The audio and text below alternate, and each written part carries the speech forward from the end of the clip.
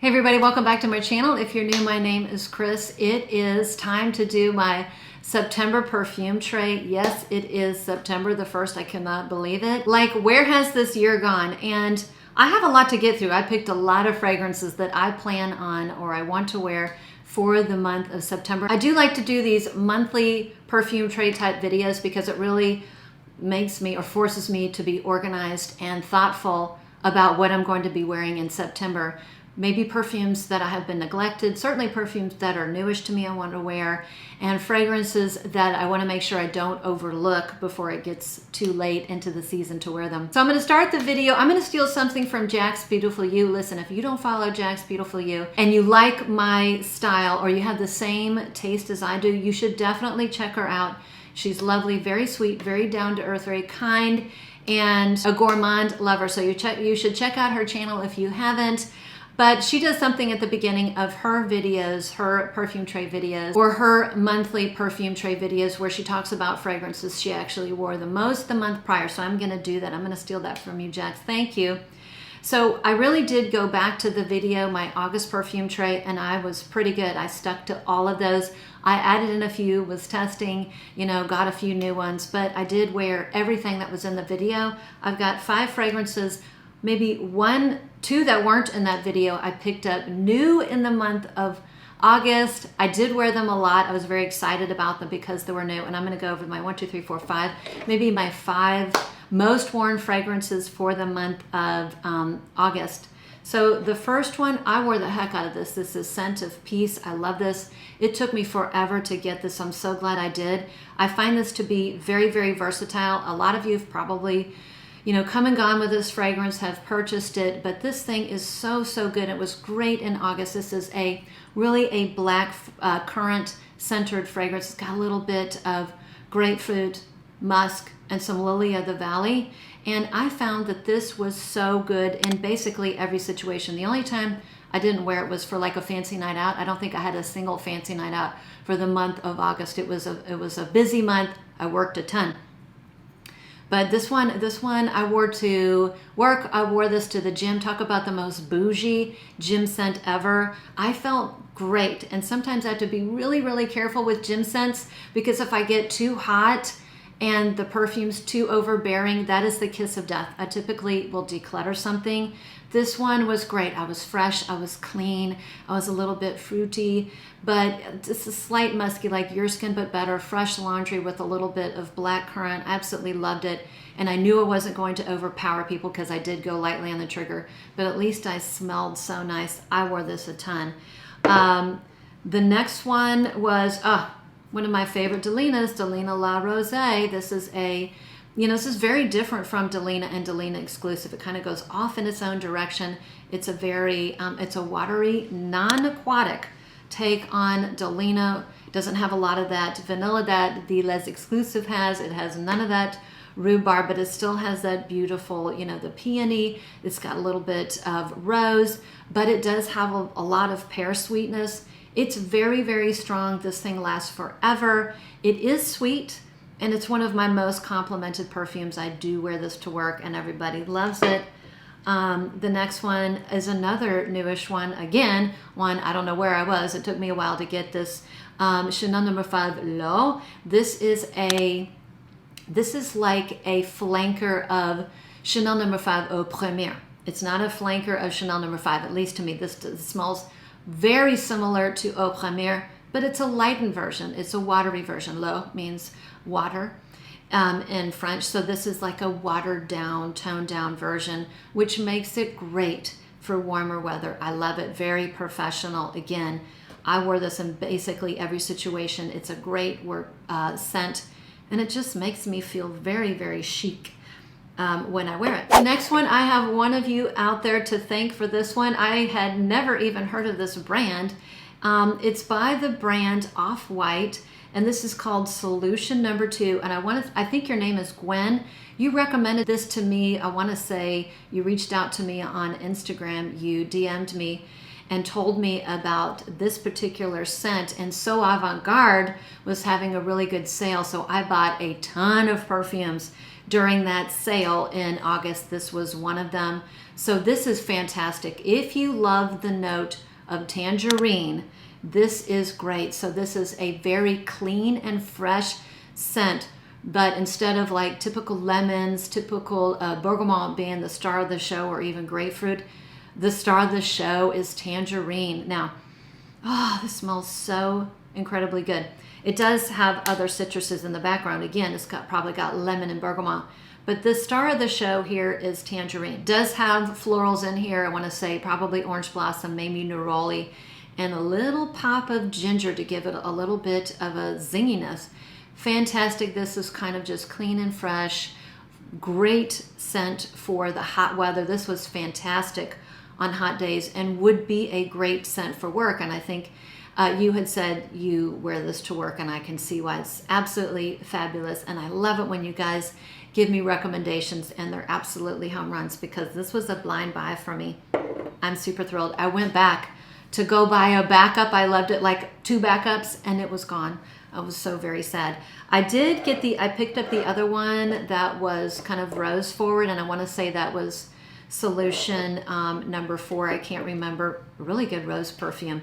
Didn't wear that as much as I wore this one. And the last one was another blind buy for me. This is from the line Comete Parfum, and I bought 3 of these babies. Now look at this beautiful, oh my gosh, the bottle is absolutely amazing. Oh, I absolutely love it, and it's very, very heavy.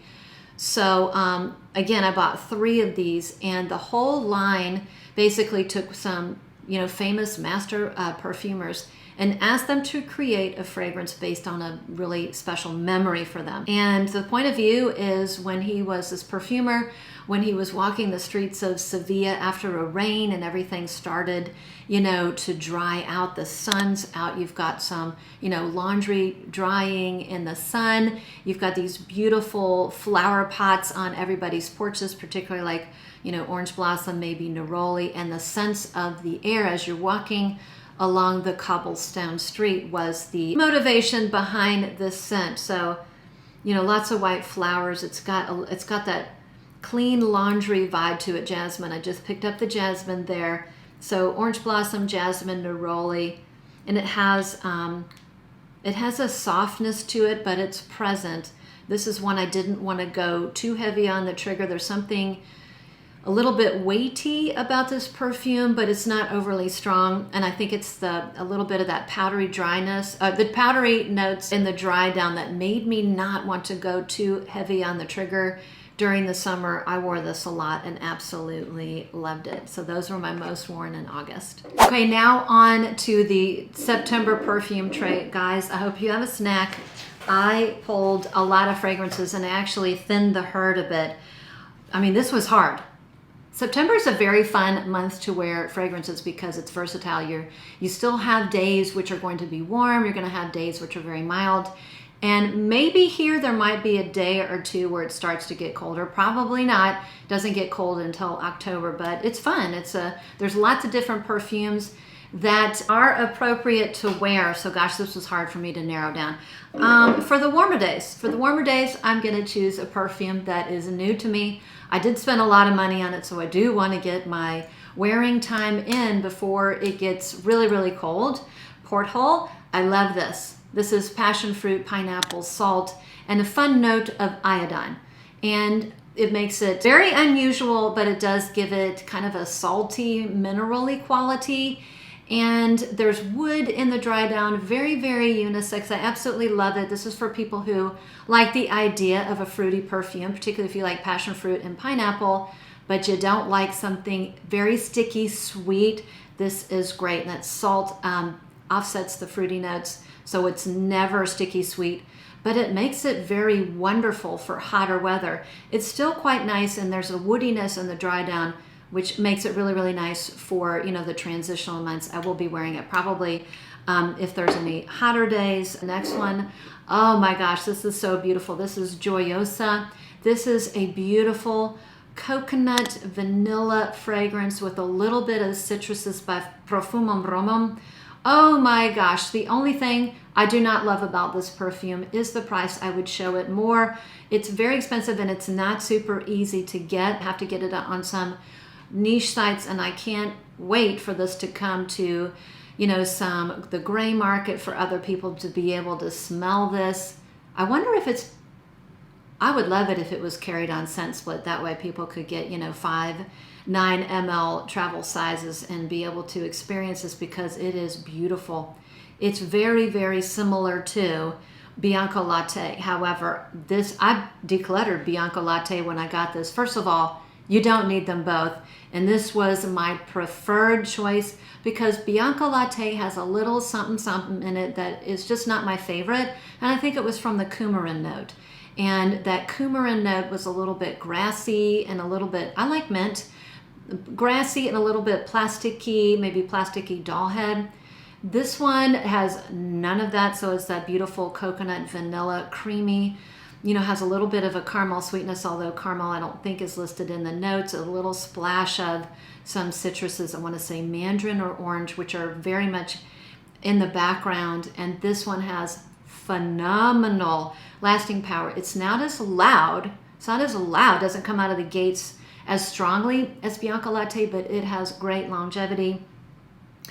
And then the last one is another new one. It's called Äican by Kajal. This is syrupy fruit. So this is very syrupy passion fruit, pineapple. There is absolutely a very prominent, like a gingery quality.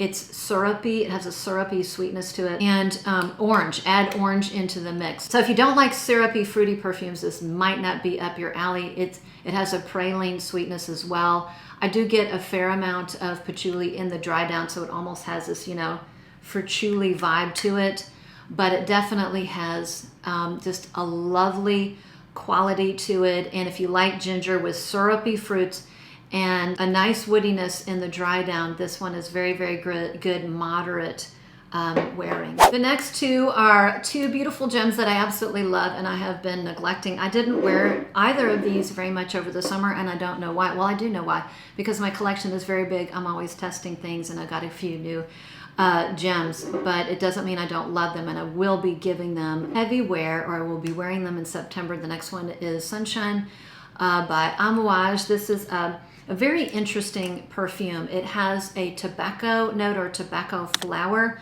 So it does have a tobacco-y nuance, but it's got fruitiness in the background. It does have osmanthus, which gives it a little bit of an apricot-y vibe.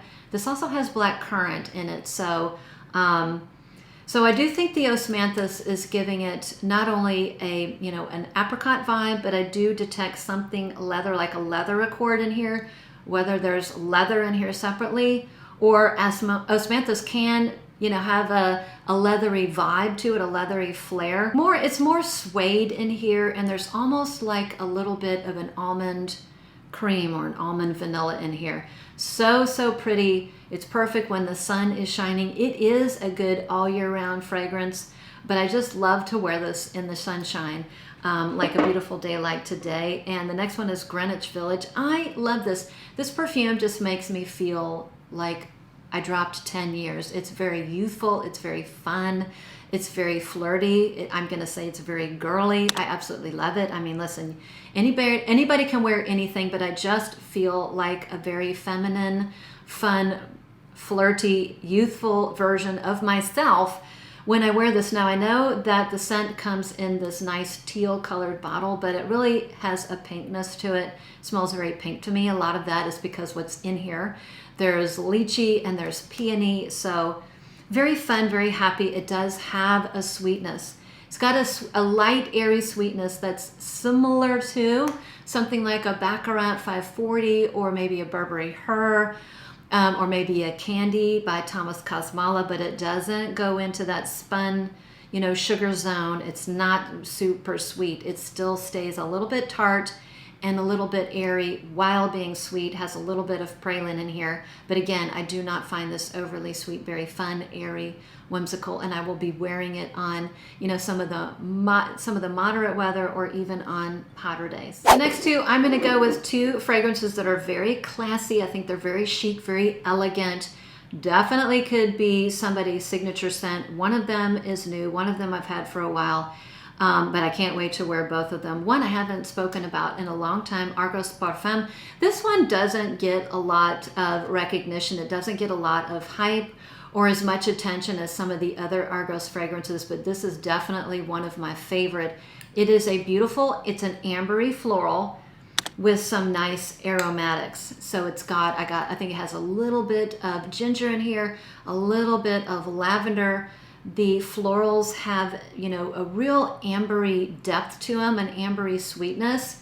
It's absolutely beautiful and something that I wear when I want to feel elegant. I'm a little bit dressed up. I have worn it to work.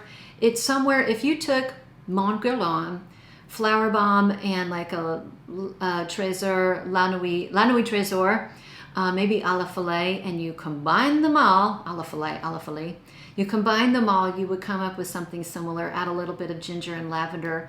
And I love this, and it's very, very overlooked. I love, Chanel's probably one of my favorite, if not my favorite designer house. And I have the most fragrances from that house. And the line Les Exclusive, I love the line. I've been slowly trying to add to my collection. I should have done it earlier before the price hike. I really hate that because the price hike was actually fairly dramatic. At least here in the United States, it's going to, you know, it's a slow burn. It's going to be a slow work in progress adding to that list. And here I said I was going to go quickly through this list, and I'm yammering on. Anyways, the next one I added is 1957, a real beautiful perfume, a very musky perfume, aldehydic, you know, an iris in here, an iris or orris. And in the beginning, the iris is dusty and almost a tad dirty. But that kind of burns off, and then you're left with this beautiful, musky, irisy, floral fragrance that has, I mean, almost, it smells very Chanel. It has that Chanel DNA. To me, it smells like there's aldehydes in here. I don't know if there is, but if there are, they're very, very toned down. It's sparkly without being soapy. I love it. It is lighter wearing, and for that reason, it's really good in the hotter weather. And it's a very good professional work-friendly scent. Okay, I'm going to start wearing my sandalwood forward fragrances, and I do plan on doing a single note review of sandalwood perfumes. It was a little bit daunting for me. I have so many sandalwood perfumes, but I plan on doing that this fall, so maybe September, late September, maybe October. I love sandalwood, and I've got a few sandalwoods that are going to be great in September. They will do really well in the hot weather. They'll do well in the transitional months. And maybe even in the colder weather, particularly the one to my right. But the one to my left is Santal Volcanique. And I didn't know why I loved this so much, but I loved it from the first sniff. And I realized why, because it does remind me of a perfume from Dolce & Gabbana that is long discontinued. It was called By, and it was in this, you know, it was like a zebra striped bottle that came out, I want to say late 90s. I didn't get it to the early 2000s, and then it became discontinued, and I just want to kick myself I didn't get a backup bottle because I absolutely love it. Beautiful sandalwood fragrance with a little bit of lavender, and this one does remind me of that perfume. It's a beautiful creamy sandalwood that has a freshness to it. It has a cleanliness to it because, you know, it's very uplifting. It has some uplifting notes. So you've got lavender and also ginger and lime, definitely, and a little bit of cardamom. So it's a little bit spicier. It's a little bit more aromatic than By, but maybe a modernized version of that perfume. It's a very easy sandalwood fragrance for me. I have had people, you know, tell me in the comments or message me that they thought it leaned a little bit masculine. I can see why, but I just absolutely love it. I wore it to Houston on one trip, and it's just spectacular. Really good lasting power, longevity, and I just feel clean.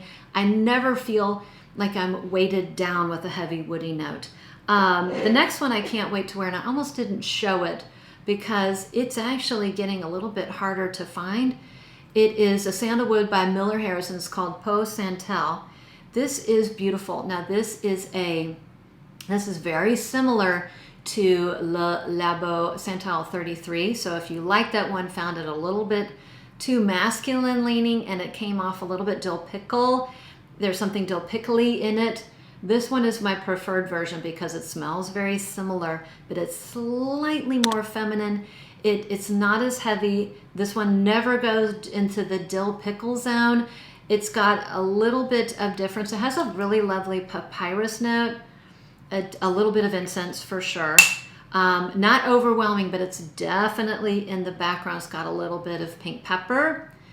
And this one does have, it smells cucumbery to me. So maybe there's violet leaf in here. So it doesn't go dill pickle. It's more like a spicy, peppery cucumber with that beautiful sandalwood.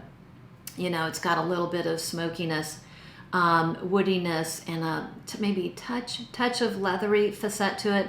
I thought there was a lot of leather, very heavy-handed in Santal 33. It's a little bit more toned down in this one. But I know it's still in production because the website, Miller Harris, is still carrying it, and they carry different sizes, but I can't wait to wear this one. Maybe towards the end of the month because it has a little bit of the incense and pepperiness, and it's a little bit warmer than Santal Volcanique. Look at me with all these sandalwood perfumes. I love sandalwood as a note, and you're going to see a lot of that in some of my fragrance videos moving forward.